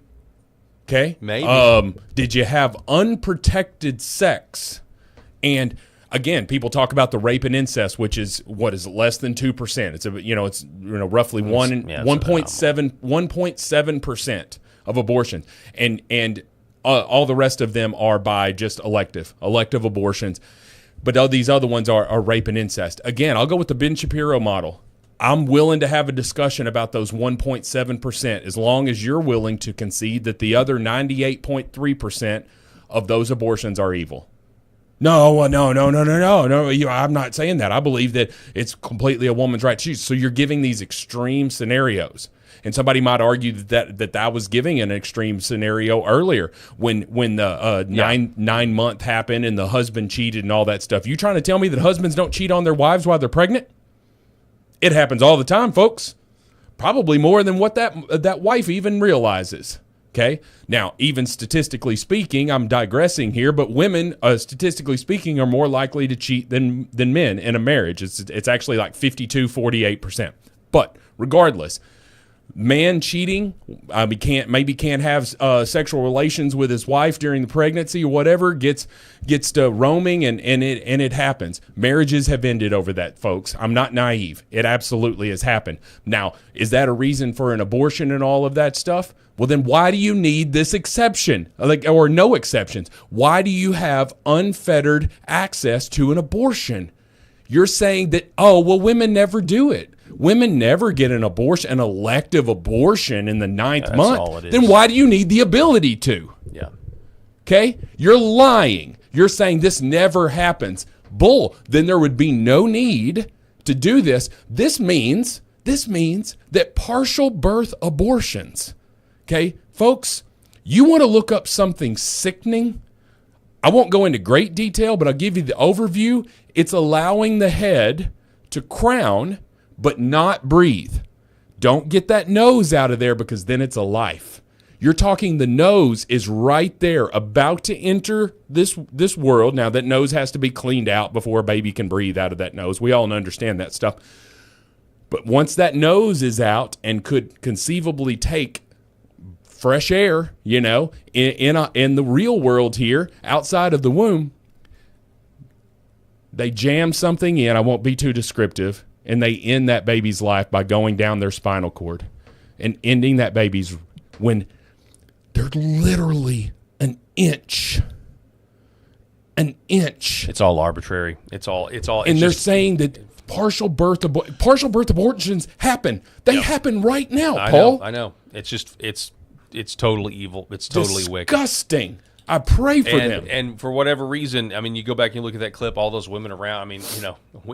We have been given wicked leaders, and also just totally a total feminized society, and we are seeing the results. I think the road to hell is paved with people who willingly do evil and say that it's good. Yeah. I mean, the Bible says, "Woe to those who call evil good and good evil." And it's absolutely the truth, because there's so many different things you could put into that category, and abortion is one of them. All right, folks, now it's time for our next segment. It's called Healthy Skepticism.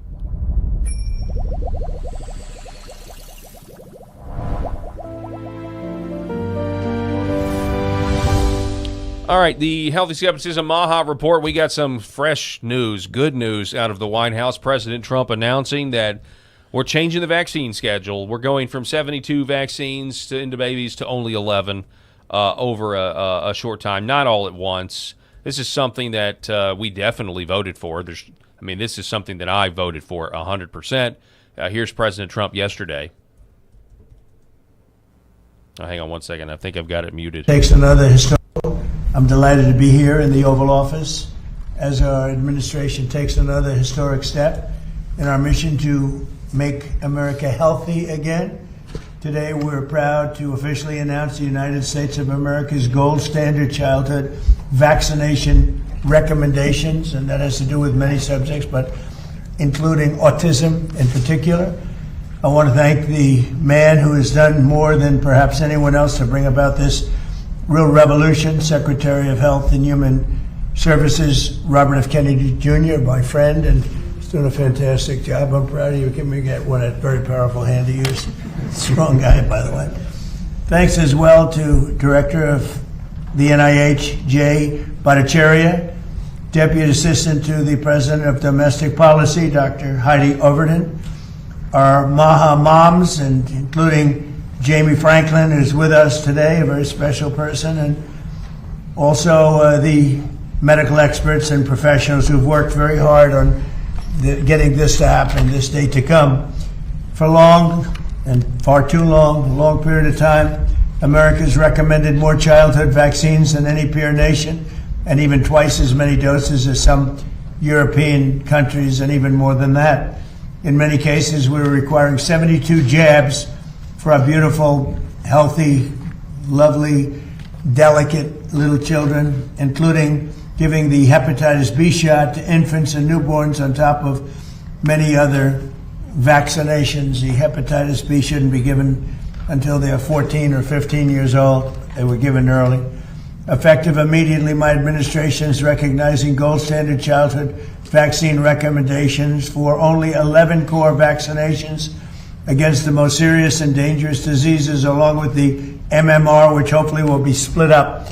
You have the MMR. We want it in 3 separate vaccinations given at separate times. Together, there could be a possibility they're quite lethal, and separately, it looks like they are not at all lethal, but just very effective. So the MMR, we want to have separate visits, separate times. The vaccine being broken into 3 separate single doses. And okay, I want to get more before we get to comments. Okay. I want more. We're going to finish Trump first. I think this one and another. Separate visits for vaccines rather than giving them all in the same day. Very importantly, vaccinations for hepatitis B, COVID-19, and influenza, among others, are no longer recommended for all children. In addition, this executive order directs the Attorney General to advance legal challenges against states that violate children's rights to religious or medical vaccination exemptions for the exemptions. All right, I think we got one more here.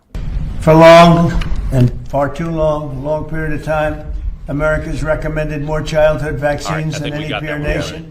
All right, so that is very good news. Look, I know there's still people out there that don't believe in any of them, and I would be one of those people. At this point, I don't trust any of them, but my goodness, going from 72 to 11, also breaking up the measles, mumps, and rubella, not giving it together, instead of doing these one visits where you chock them full of vaccines. This is in addition to what we found out last year from RFK Jr., and I've got RFK's comments we're going to get to after your comments, Rob, where they were saying, look, if you're pregnant taking Tylenol, it can cause autism. This is a breath of fresh air. This is something that we needed. This is an admission from the White House in its executive order that Big Pharma got it wrong. Sure. And we need to celebrate that as much as we can. We need to go further, but we need to celebrate the wins that we do have, and this is definitely a win. I think definitely a win, and an admission that the vaccine schedule has totally screwed our nation's youth up. So yeah, so I mean, of course, I mean, there's been people that, I mean, the autism links, of course, as you mentioned, and Robert F. Kennedy has sort of banged that drum here that, you know, we went from, what was it, 17 vaccines before the 1980s, and now it's up to 72 and all of that. And you're just like, okay, why are we giving vaccines for hepatitis, which is, you know, was it B, that's the sexually transmitted version of it? So we're giving them a section when they're a newborn, you know, and you're like, well, the mom could have had it. Don't you think they would know that? She's in the hospital. Mm-hmm. They're running, getting blood work every other minute. I mean, you think they would know what the mom's got at that point? Yeah, they would know. They drug test them. They do all of this stuff. Heck, that's how. You know, our middle child, we got her because her birth mother was you know, on crystal meth when she was you know, in the delivery room here, and so my daughter had to be taken to Children's Hospital and been weaned off and all that stuff. We didn't get her till she was almost 2 years old, but at that time she never lived with birth mother because they knew everything about what was going on in that birth mother's body. Okay, it is a woman about to give birth. They know what's up. And so you would know whether that mom has hepatitis B. It just blows my mind. And that's just one example, Paul. And I'm so glad that they're splitting this stuff up, giving the body a chance. Like you need, in my opinion, you need the measles vaccine. That's just MMR. Like, I think you need it, you know, but that's just my opinion. There's some that don't do it and their kids have done just fine and all of that. But polio, hey, listen, we beat the polio. You know, that was a bad thing. Get the polio vaccine. I don't know what age they give that, but do they even give that anymore? I don't know. Well, but I mean, I'm just thinking of. I'm not a vaccine expert. I mean, look. I mean, again, this is, you know, this is something that a lot of people are skeptical and they don't trust. It's going to take a long time. I mean, this is a good step. I mean, if the medical industrial complex wants people to trust them again, this is a good first step. Yeah. But there's still a lot of people that don't trust the vaccines just because of what's in them. Yeah. And that sort of thing. The thing about is what they're trying to say is that listen, if you want your kid to have a flu vaccine, get a flu vaccine. Just not mandatory. Yeah. Just not mandating it. Well, we're going to talk about that too, because this is good news. Yep. This is a great step in the right direction. But we'll talk about that just goes to show them too how important Robert F. Kennedy Jr. has been. You know, putting these two stories together, and we'll get to this a little later because I want to get to RFK's comments. But putting these two stories together, last week, so we get the news about Anthony Fauci and 82% miscarriage rate among first trimester moms. We get the news about that study, and yesterday or last week, the government approves an mRNA flu vaccine. I have not heard of that. Explain that. Yeah, they're green lighting. Just putting it all together, huh? mRNA. Here, just get this technology that has now screwed so many people up.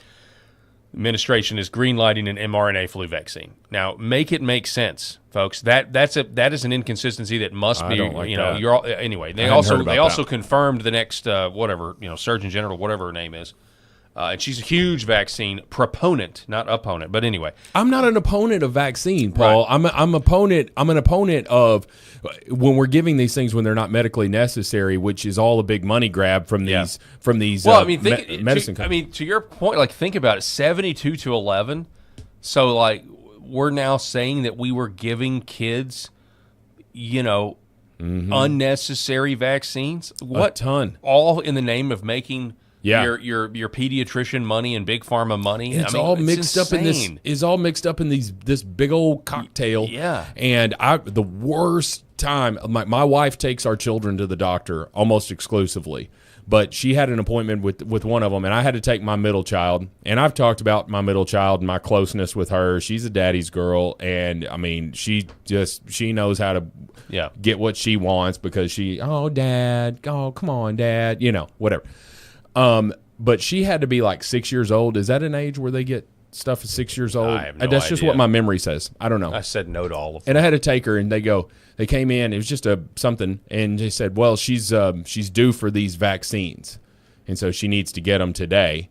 And of course I didn't know anything. I was just like, okay, well, I mean, I remember I was vaccinated when I was a kid, probably a lot fewer vaccines, because I was born in 1979.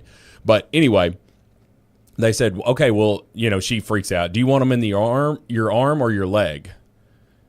And she chose her leg, which I was kind of, I don't know why I was shocked by that. But I remember her, I can still see it perfect. Her little legs sitting there on this table.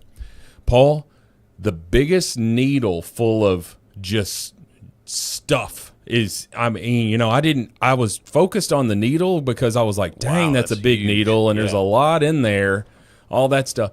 And they come, and she takes this in the leg, and she's crying, and I'm crying with her. I'm like, oh, sorry, baby, I shouldn't have. Your mama should have been brought, and I left there, and I sent a message to my wife, don't you ever let me do that again. It was the worst experience. My wife still likes to laugh about that.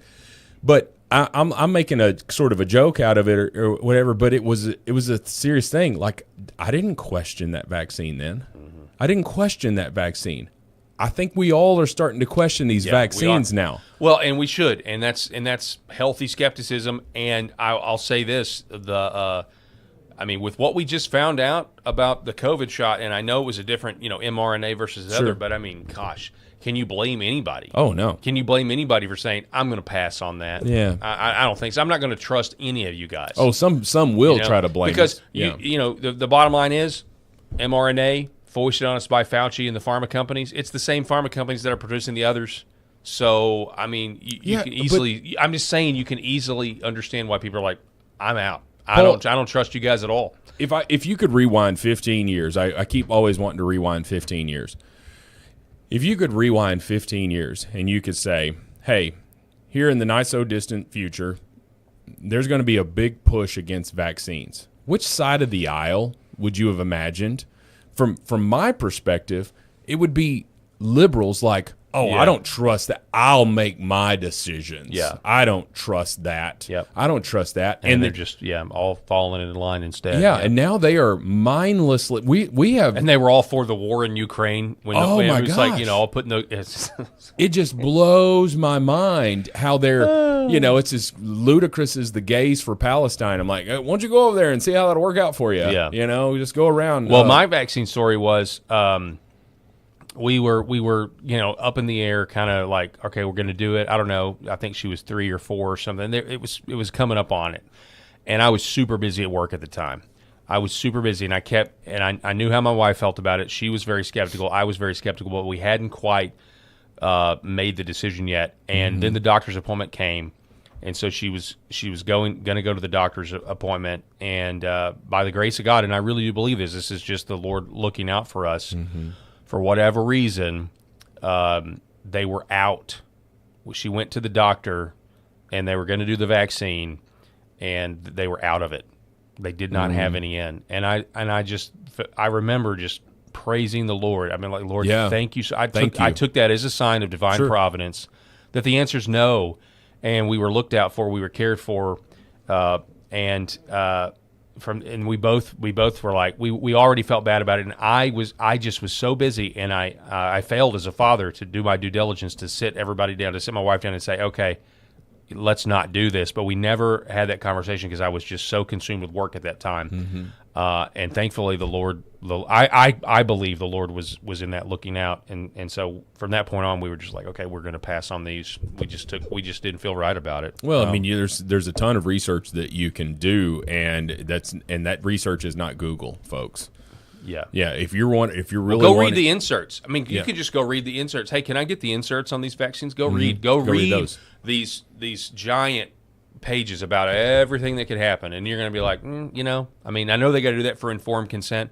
Yeah. But some of that stuff, it's just like, go no. go look at published literature in these medical journals, the ones that are not paid for. These ones that have done this research where an outcome was not a desired outcome from that research. And this is where we're going to get to Kennedy here, because Kennedy is big in these committee hearings. You hear him where he's like, no, they're not tested. You know, these are tested back by scientists that actually know they're getting these to market without doing the proper Correct. testing. Well, in the testing that they're doing, Paul, any testing that they're doing is, in my opinion, it is jaded. It is slanted and they'll to cook the books to get a desired outcome. Yeah, they'll cook the books. I mean, he testified about the study that showed that this was affecting black boys and giving them autism at greater rates, and they threw that research out and they deleted it, and now it's all out in the open. And if you think we're tinfoiled hat on that, just look no further than our earlier discussion about the 100% safe COVID-19, the 100% effective. All right, here's RFK Jr. from yesterday in the Oval Office. Reinforcing something the president said, which is the source of his concern about this issue. And I'll just give an example. In 1970, the biggest epidemiological study at that time in history was performed. And the university scientists from across this country looked at all the 8-year-olds in Wisconsin, about 900,000 children. And they were looking for autism, and they knew what autism looked like. And they came back with an incident rate of 0.8 per 10,000. So less than 1 in 10,000. The rate, according to CDC today in this country, is 1 in every 31 children. In California, it's 1 in every 19 children, 1 in every 12.5 boys. Oh, there has been a dramatic increase. One of the things that the industry likes to say, one of the talking points, which the press loves to parrot, is, oh, we're just noticing it more. But this is an absurdity, and this is an assertion that has been debunked again and again and again by peer-reviewed literature. But it's also debunked by common sense. Because if we were just noticing it more, we would notice it in older groups. But we're not. We're only noticing it in kids who were born around 1989 or after. Wow. The older generations, you're not seeing those increases. Millennials. So something happened in the mid-90s that changed our children, and it has to be an environmental exposure. Because genes don't cause epidemics. They can provide a vulnerability, but you need an environmental toxin. And what the president has charged us with is finding which one of those exposures or which collection of exposures are causing this epidemic. For decades, I fought for a simple principle. When it comes to the health of our children, government has an obligation to follow the evidence wherever it leads. Tell the American people the truth and give parents the information they need to make informed decisions for their families. That's Amen. simple, right Amen. there. He ended with the he ended with the highlight, right there. Can you believe? I mean, he's essentially saying that vaccines cause autism. Yeah, that's what he's saying. He's saying and that the vaccine schedule that started in the 90s, the conspiracy theorists are right once again. Jenny McCarthy, who got basically like first version of being canceled. She might have been arguably one of the first versions of Jim being Carrey. Yeah, going on CNN talking about how the vaccines gave their son autism, and then of course they cut to break and all the commercials are pharma ads, and they were really never heard from again. They were derided. Tom Cruise and Matt Lauer. Yeah, that was on another thing. That's the next thing that we have got to tackle. This is incredible. This is fantastic news. Well, and when just that is in my opinion, is that how can you try to say that that's a one-off, that that's an anomaly if in the 1970s they knew what autism looked like, they did a study, and this was college research professors here that are from across the country. He says it's not very specific, but what that means is that you're catching, you would assume, all different political ideologies through this study. And listen, let's also be honest that autism was not political at that moment. Really hasn't become political until here in the most recent few years. And so what he said was less than one child per 10,000 showed signs of autistic behavior. Now it's 1 in 31. What? You want to talk about a contagion? That is, you're saying that can, it just happened. No, we just recognize it more. Yeah. No, back then if they were autistic, they were just put in they were just said they were weird, or they were put in a mental institution. Autistic people are not mentally ill. There is an issue in their development that was stunted through whatever it was. I'm not going to sit and say that it's vaccines, but when you look at the number of vaccines back then versus the number that we have now, like I think there could be some causation correlation discussion going on here, and at the very least, shutting down the debate the same that they were doing for COVID-19. When you're saying, no, it could never happen, this is not, they're completely safe, and all of that stuff, it's the same argument. It's the same song and dance. We've seen this movie before, and that's what they're trying to do with Robert F. Kennedy Jr. here. They're trying to say he's not a doctor, he's not a scientist, vaccines are safe, they don't cause autism. Go to a truly autistic child's parents and say, did you give your child vaccines? Some will say no. Maybe there's some other issues there. Some will say no. I would imagine that most gave their child vaccines just because, like I did, a nurse walked in there and said, your daughter is due for vaccines. I didn't ask which one they were. Yeah. I didn't ask why. I didn't ask what the possible side effects were. I just said, okay. And I'm not a parent that just kind of goes with the flow. I'm constantly sort of trying to analyze things, but that I didn't. And how many parents have done that since 1990? I would assume all have, or most have.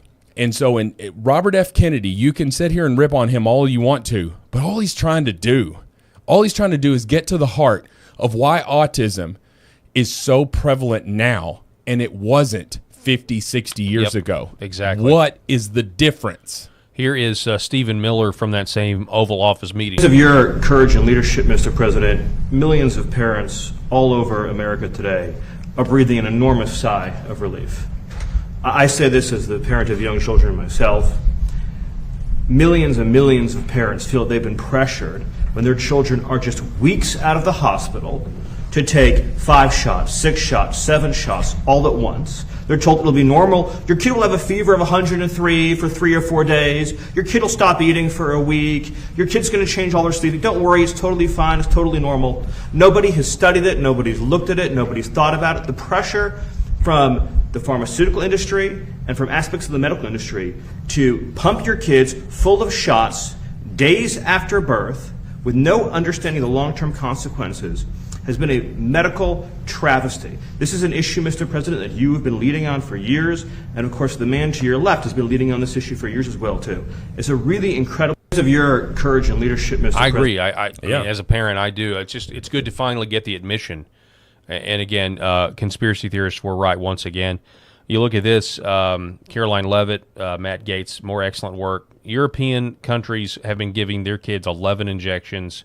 We've been doing 72. This country is very much captive by Big Pharma. Now, the last thing I'll say is this.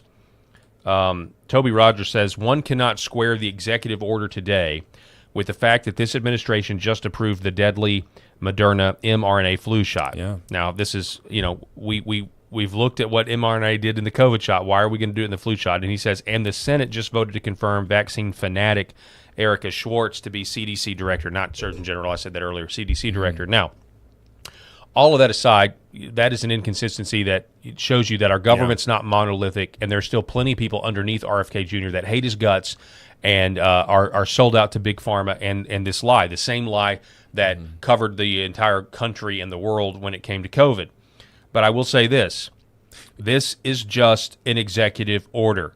This is yet another example of something that will not be codified by Congress. We can guarantee, we can sit here and say with 100% certainty, Congress is not going to make this a law, and the next administration that can come in can completely undo this. Can undo this. They will, and they will, because Big Pharma is what it is. It's too much money. From a practical effect, this is also going to give parents plenty of relief and motivation to say, actually, no, there are legitimate authorities that say different, and this will reverberate with the millennials that are having kids, with Gen Z that's going to be having kids, and eventually Gen Alpha. I suspect that there's going to be far less people getting vaccinated, far less babies getting vaccinated from here on in the next 50 years because they don't trust Big Pharma, and they have good reason not to trust Big Pharma. So yeah, and what's going to happen is if you start to see a groundswell of this and it continues to grow, then the government, especially once the liberals come back into power, and they will in some form, whether it'll be through the presidency or the Congress, they're going to come back into power. What are they going to do? Well, whatever Big Pharma tells them, to your point, whatever Big Pharma tells them to do, and then they're going to pass laws and mandate that these things have to be done. Yeah. Okay? Yeah, they are. No, they would never do that. They would never do that. Well, How many people were kicked out of the military? Yep. Because the government mandated vaccines. I was talking to a guy about that yesterday. Yeah, and so and rightfully so, Trump corrected that when he got back into office, and gave them back pay, re-enlisted them if that's what they wanted to do, was to come back to it. Many chose not to, and who the hell can blame them? And that's just one example. What are they going to do on the local level with these publicly funded school districts? Yeah. Are they going to mandate that this stuff has to be done before a child can come to school? And we already have a little bit of that. I mean, I think you have to get you almost have to get a waiver, if I remember correctly. Well, that's why they did say stuff in the executive order about religious exemptions and that sort of thing. Sure. But again, all that can be reversed, and our sold-out Congress will not codify this. We can almost guarantee it. But it does go to show, I mean, it's just, that's what's so frustrating, because it's like, I don't want to live under Democrat rule. I don't want the Dems to take Congress. I don't.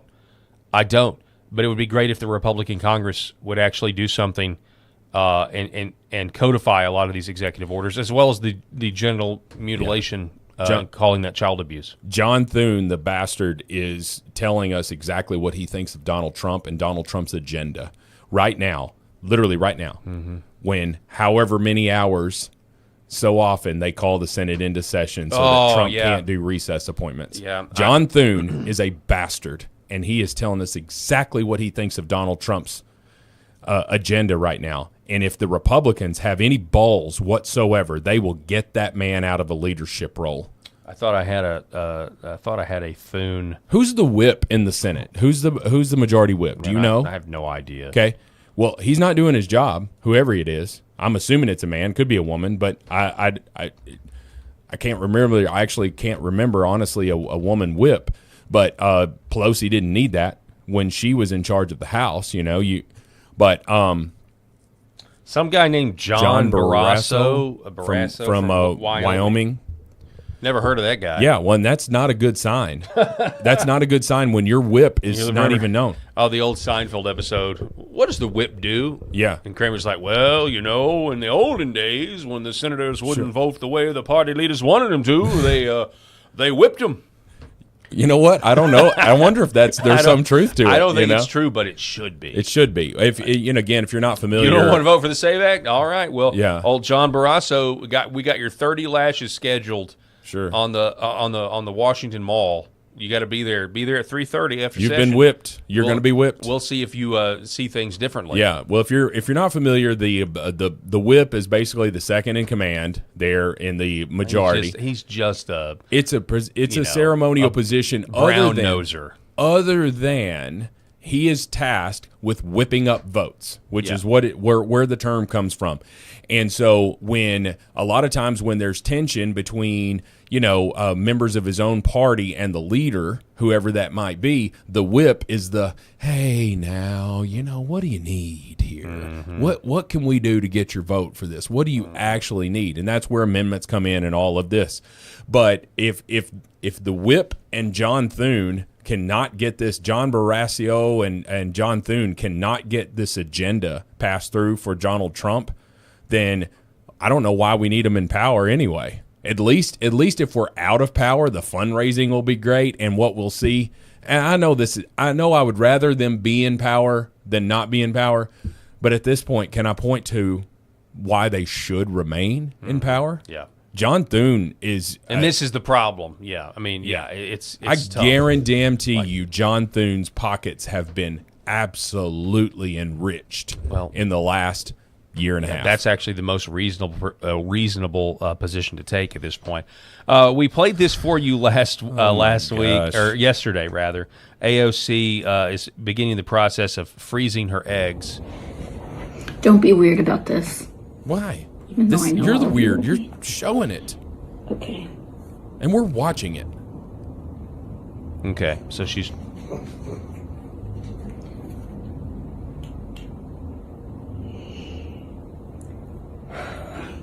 All right. So she gives herself the shot. All right. So the reason we're revisiting this is because there's been some pretty...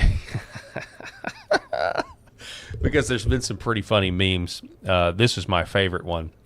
I'm going to do it. I'm going to steal AOC's eggs. I'm going to steal them. I'm going to steal AOC's eggs. And then we've got this other one. AOC's eggs? I think you mean her huevos rancheros. That's so stupid. You had to explain that joke to me. I was like, that's stupid. I thought that was good. I thought that was pretty You've been gleaming funny. about that one all morning. Oh, it's Paul. just hilarious to You've me. been trying to get to this. All right. Also, we've got this viral clip. Okay. Oh, my gosh. So Posobiec says this is moderate Democrats trying to stop the DSA from running off the rails. Dude, this is incredible. Let's see. Have you seen this? I saw it without the audio, so I don't know. It's the saxophone meme. There you go. She can't quite get it. She's talking to it right now, like, stop. And it gets worse.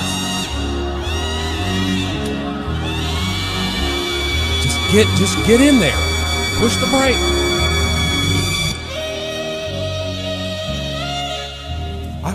If I'm her insurance company, I'm dropping her right now. Well, I think her foot did get run over.